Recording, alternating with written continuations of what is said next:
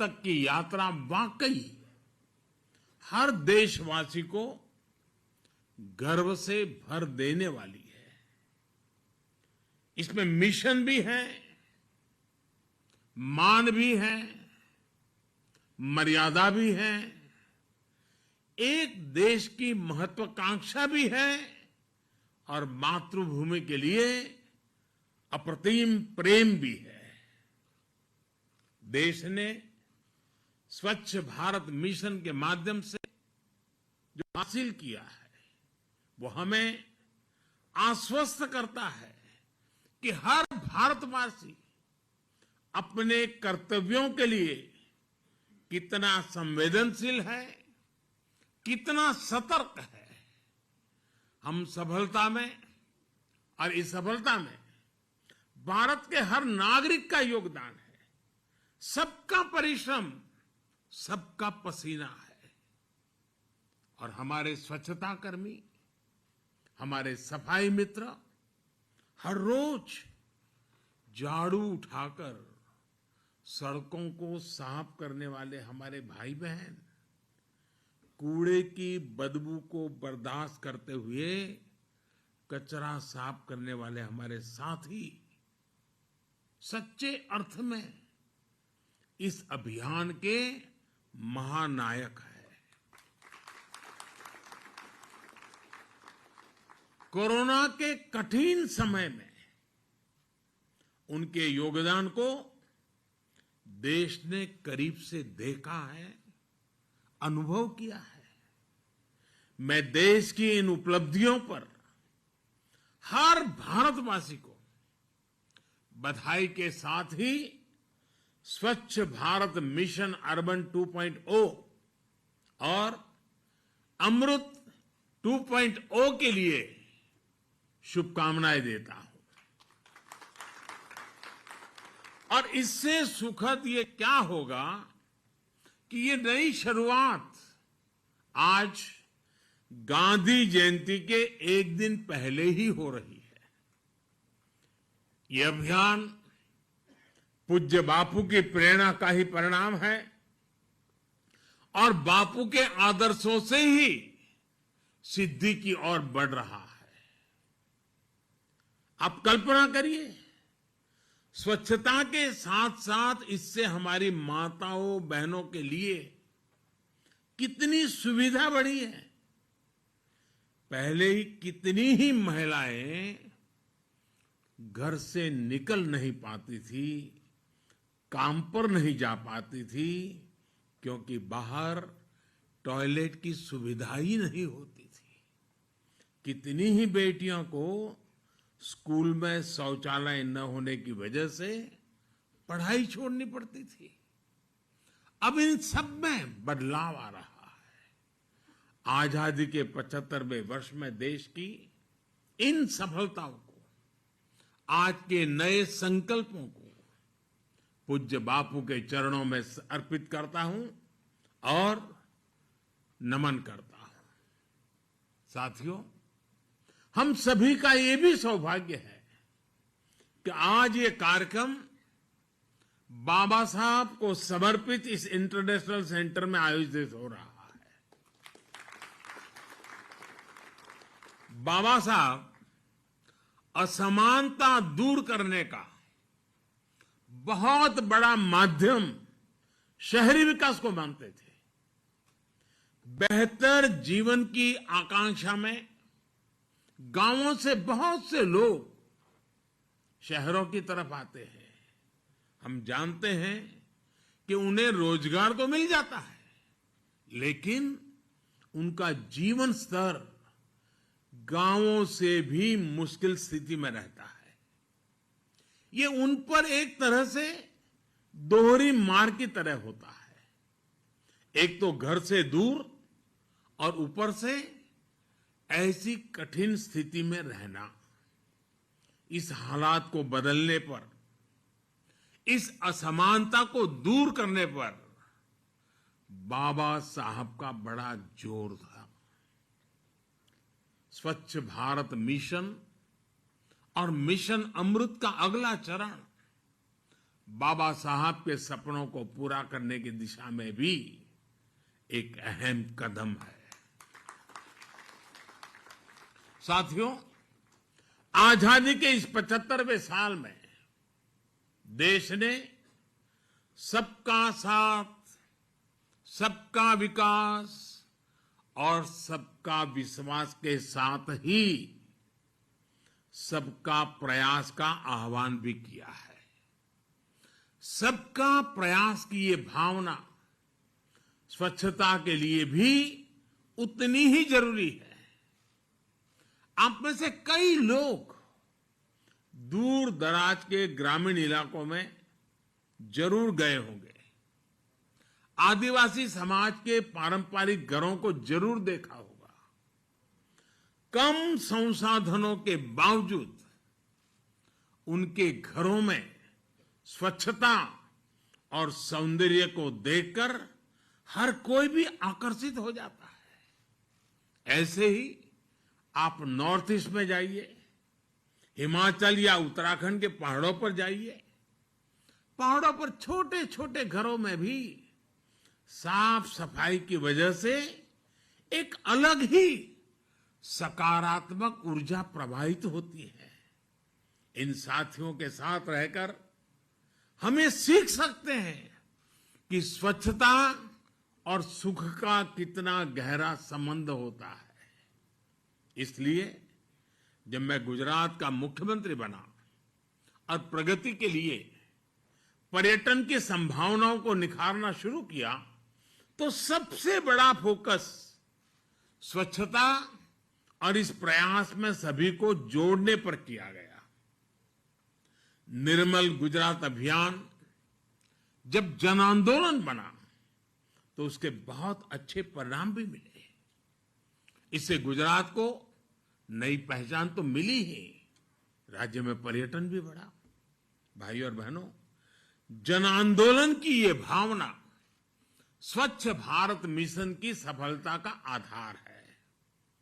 पहले शहरों में कचरा सड़कों पर होता था, गलियों में होता था, लेकिन अब घरों से न केवल वेस्ट कलेक्शन पर बल दिया जा रहा है, बल्कि वेस्ट सेग्रीगेशन पर भी जोर है। बहुत से घरों में अब हम देखते हैं कि लोग गीले और सूखे कूड़े के लिए अलग अलग डस्टबिन रख रहे हैं। घर ही नहीं, घर के बाहर भी अगर कहीं गंदगी दिखती है तो लोग स्वच्छता ऐप से उसे रिपोर्ट करते हैं, दूसरे लोगों को जागरूक भी करते हैं। इस बात से बहुत खुश हो, स्वच्छता को मजबूती देने का बीड़ा हमारी आज की पीढ़ी ने उठाया हुआ है। टॉफी के रैपर अब जमीन पर नहीं फेंके जाते, बल्कि पॉकेट में रखे जाते हैं। छोटे छोटे बच्चे अब बड़ों को टोकते हैं कि गंदगी मत करिए। दादाजी, नानाजी, दादी जी को बताते हैं ये मत करो। शहरों में नौजवान तरह तरह से स्वच्छता अभियान में मदद कर रहे हैं, इनिशिएटिव ले रहे हैं। कोई वेस्ट से वेल्थ बना रहा है, तो कोई जागरूकता बढ़ाने में जुटा है। लोगों में भी अब एक स्पर्धा है कि स्वच्छ भारत रैंकिंग में उनका शहर आगे आना चाहिए, और अगर पीछे रह जाता है तो गांव में भी दबाव खड़ा होता है, भाई क्या हुआ, वो शहर आगे निकल गया, हम क्यों पीछे रह गए, हमारी क्या कमी है। मीडिया के लोग भी उस शहर की चर्चा करते हैं, देखिए वो तो आगे बढ़ गया, तुम रह गए। तो एक दबाव पैदा हुआ है। अब ये माहौल बन रहा है कि उनका शहर स्वच्छता रैंकिंग में आगे रहे, उनके शहर की पहचान गंदगी से भले शहर की ना हो। जो साथी इंदौर से जुड़े हैं या टीवी पर देख रहे होंगे, वो मेरी बात से और भी ज्यादा सहमत होंगे। आज हर कोई जानता है कि इंदौर यानी स्वच्छता में टॉपर शहर। ये इंदौर के लोगों की साझा उपलब्धि है। अब ऐसी ही उपलब्धि से हमें देश के हर शहर को जोड़ना है।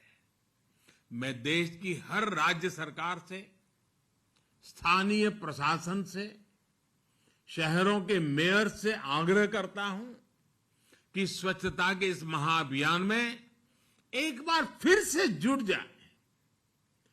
कोरोना के समय में कुछ सुस्ती भले आई है, लेकिन अब नई ऊर्जा के साथ हमें आगे बढ़ना है।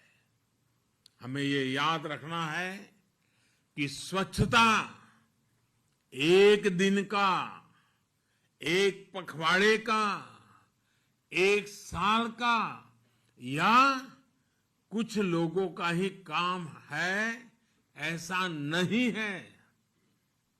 स्वच्छता हर किसी का, हर दिन, हर पखवाड़े, हर साल, पीढ़ी दर पीढ़ी चलने वाला महाअभियान है। स्वच्छता ये जीवन शैली है। स्वच्छता ये जीवन मंत्र है।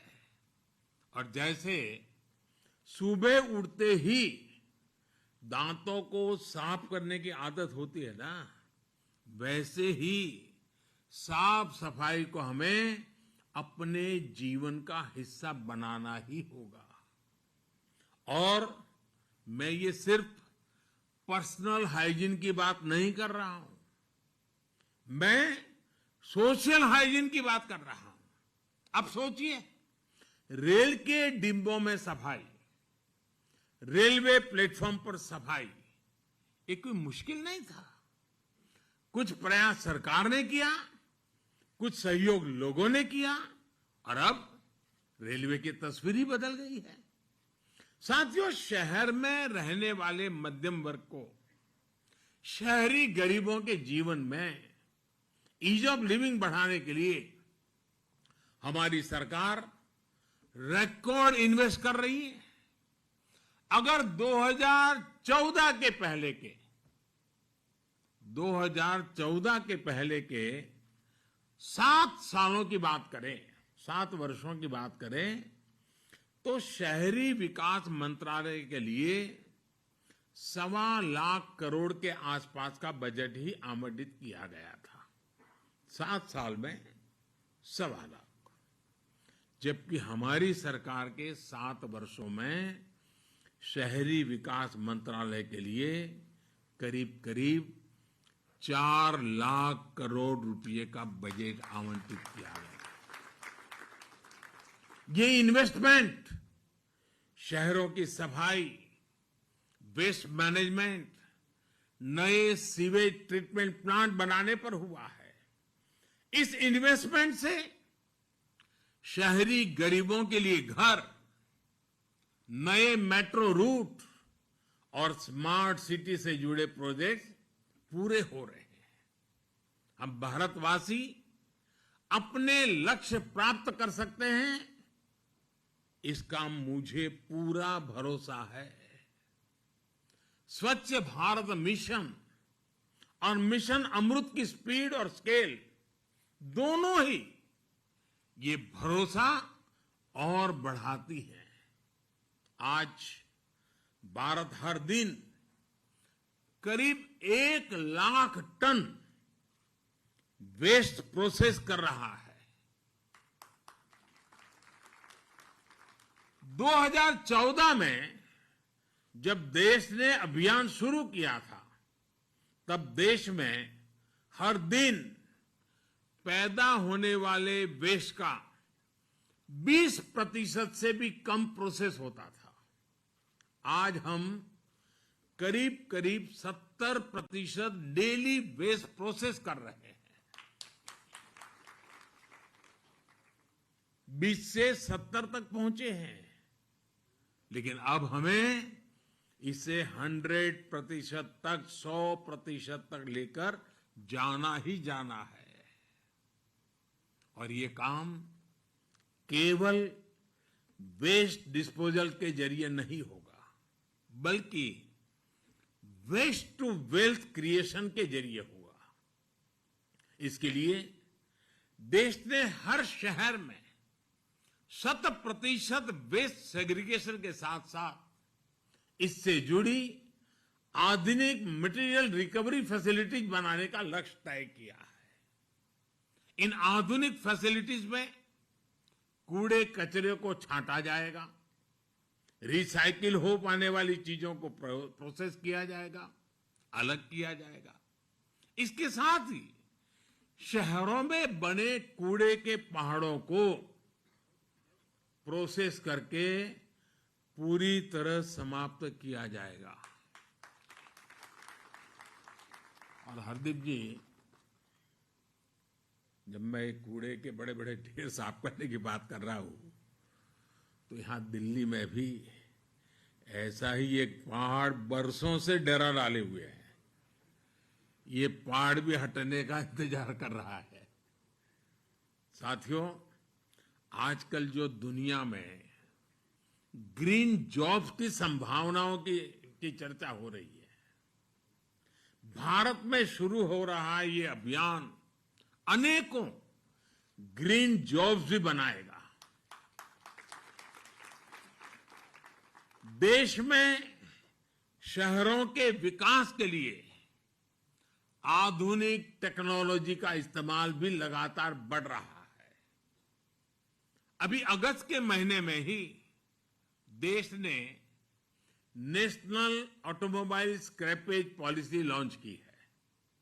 ये नई scrapping policy waste to wealth के अभियान को, सर्कुलर इकोनॉमी को और मजबूती देती है।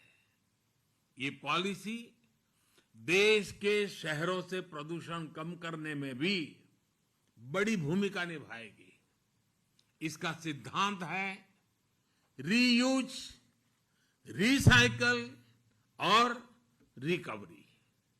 सरकार ने सड़कों के निर्माण में भी वेस्ट के उपयोग पर बहुत ज्यादा जोर दिया है।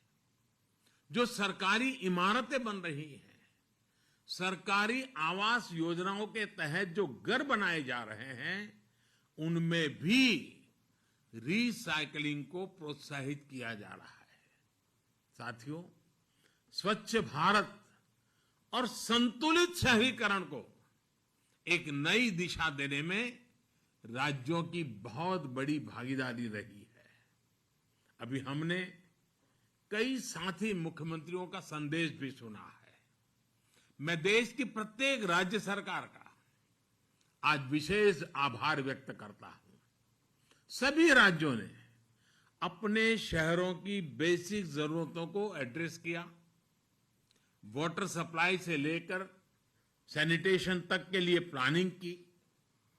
अमृत मिशन के तहत 80,000 करोड़ से ज्यादा के प्रोजेक्ट्स पर काम चल रहा है।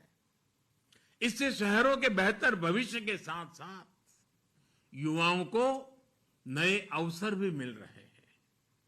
पानी का कनेक्शन हो, सीवर लाइन की सुविधा हो, अब हमें इन सुविधाओं का लाभ भी 100% शहरी परिवारों तक पहुंचाना है। हमारे शहरों में सीवेज वाटर ट्रीटमेंट बढ़ेगा तो शहरों के जल संसाधन स्वच्छ होंगे, हमारी नदियां साफ होगी। हमें इस संकल्प के साथ आगे बढ़ना होगा कि देश की किसी भी नदी में थोड़ा सा भी पानी बिना ट्रीटमेंट के ना गिरे, कोई गंदा नाला नदी में न गिरे। साथियों, आज शहरी विकास से जुड़े इस कार्यक्रम में मैं किसी भी शहर के सबसे अहम साथियों में से एक की चर्चा अवश्य करना चाहता हूं।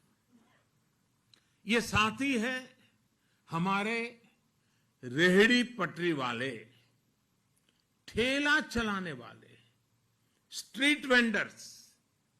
इन लोगों के लिए पीएम स्वनिधि योजना एक आशा की नई किरण बनकर आई है। आजादी के दशकों बाद तक हमारे इन साथियों की सूझ नहीं ली गई थी।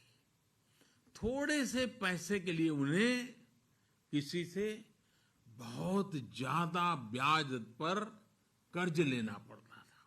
वो कर्ज के बोझ में डूबा रहता था। दिन भर मेहनत करके कमाता था, परिवार के लिए जितना देता था उससे ज्यादा ब्याज वाले को देना पड़ता था।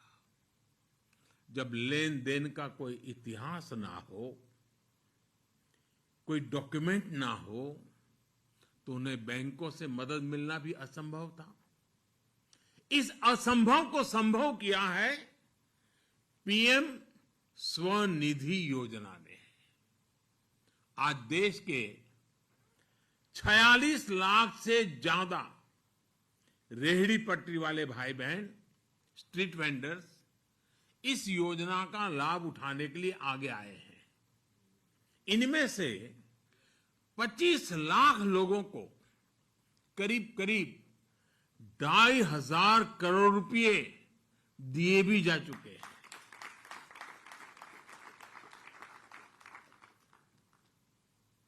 स्ट्रीट वेंडर के जेब में 2,500 करोड़ पहुंचाना ये छोटी बात नहीं है जी। ये अब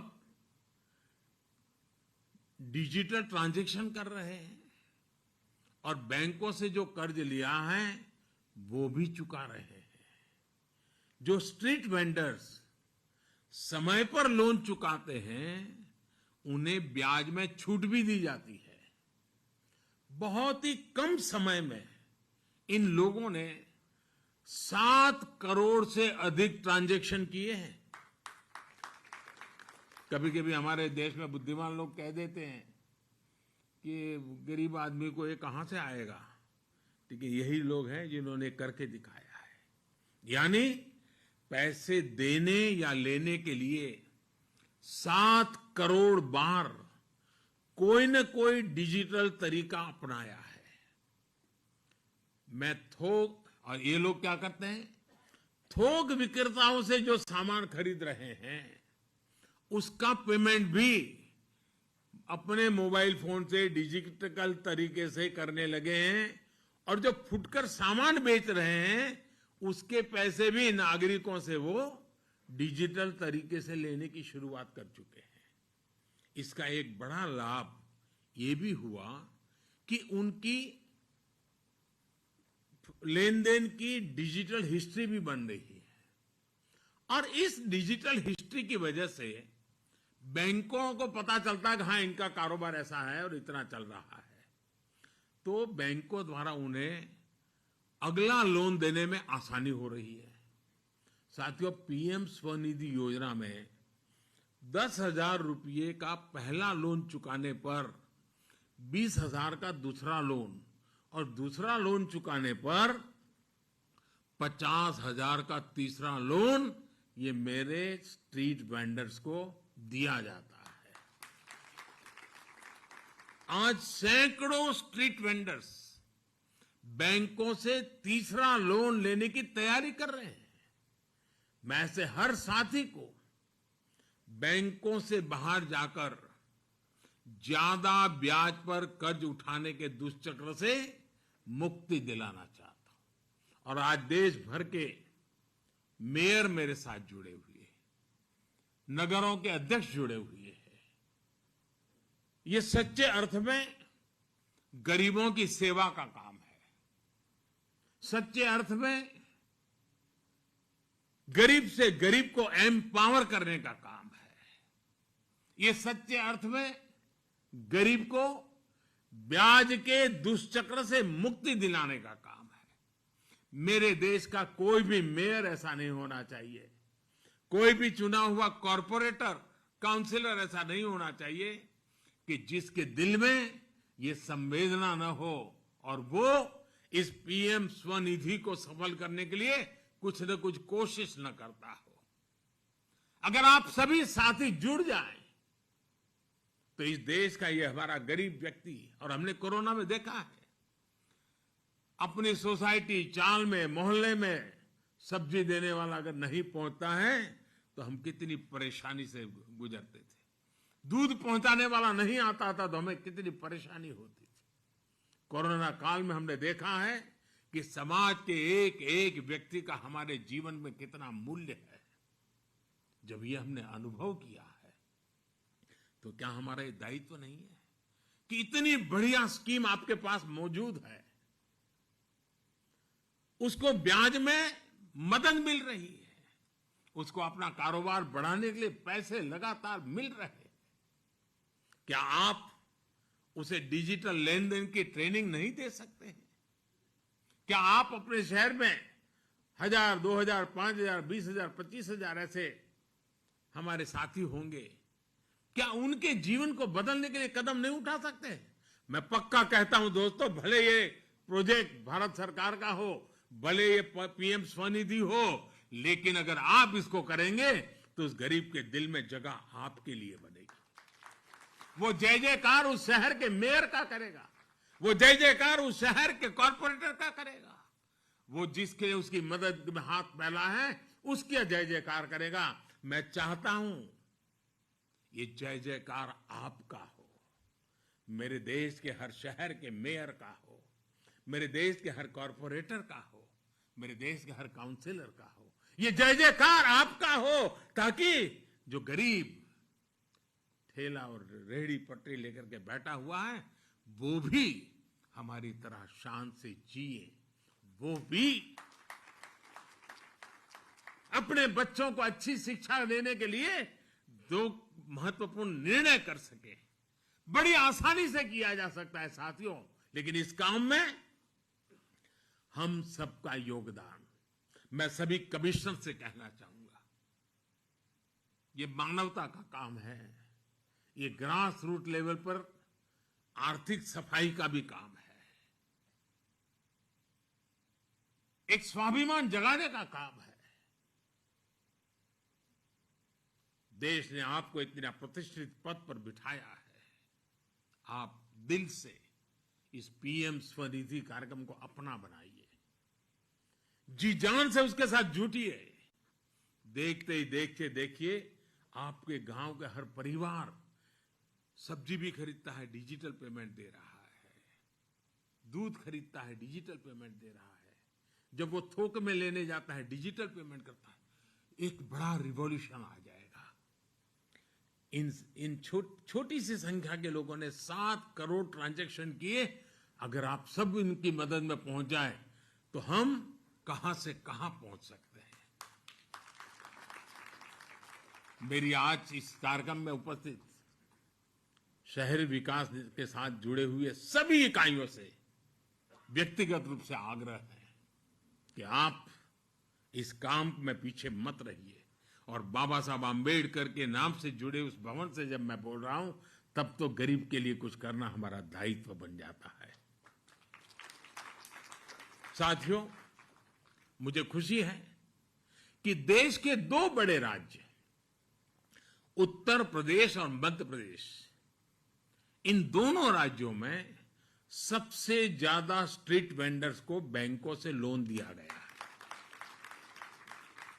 लेकिन मैं सभी राज्यों से आग्रह करूंगा इसमें भी स्पर्धा हो, कौन राज्य आगे निकलता है, कौन राज्य सबसे ज्यादा डिजिटल ट्रांजैक्शन करता है, कौन राज्य सबसे ज्यादा तीसरी लोन स्ट्रीट वेंडर्स को तीसरी लोन तक ले गया है, 50,000 रुपया उसके हाथ में आया है, ऐसा कौन राज्य कर रहा है, कौन राज्य सबसे ज्यादा करता है। मैं चाहूंगा उसकी भी एक स्पर्धा कर लिया जाए और हर 6 महीने 3 महीने इसके लिए भी उन राज्यों को पुरस्कृत किया जाए, उन शहरों को पुरस्कृत किया जाए। एक तंदुरुस्त स्पर्धा गरीबों की कल्याण करने की, एक तंदुरुस्त स्पर्धा गरीबों का भला करने की, एक तंदुरुस्त स्पर्धा गरीबों को सशक्त करने की।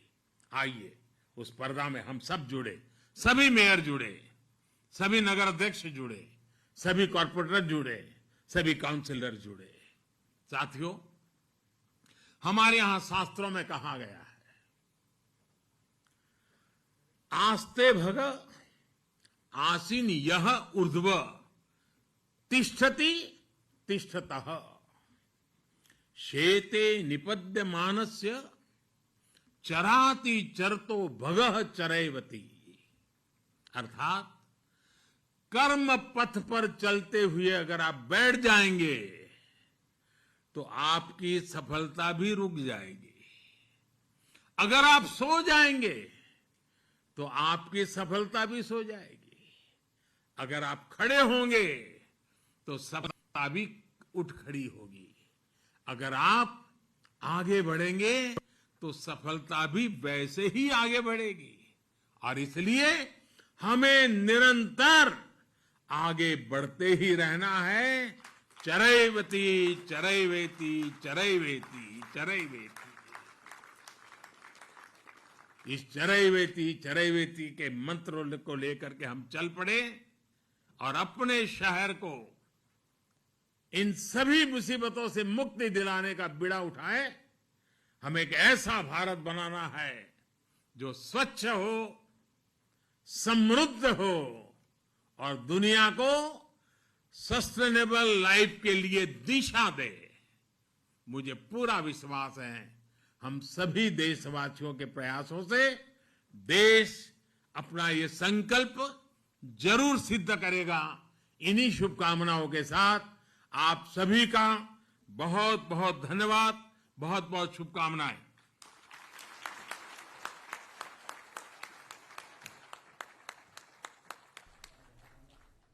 तो प्रधानमंत्री नरेंद्र मोदीએ સ્વચ્છ ભારત મિશન 2.0